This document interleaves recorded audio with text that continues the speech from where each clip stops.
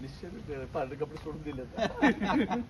कपडे घालायचे नाही, जायचं नाही, डोकंदुखी करायचं.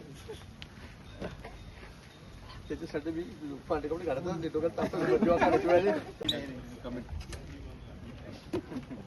एवढं तुम्ही साफ करा, पण मी मेंटेन करतो.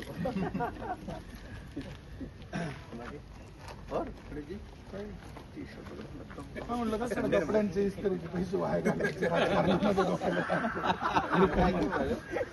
मी परवापासून टी शर्टच घालतो, सफेद शर्टच घालतो.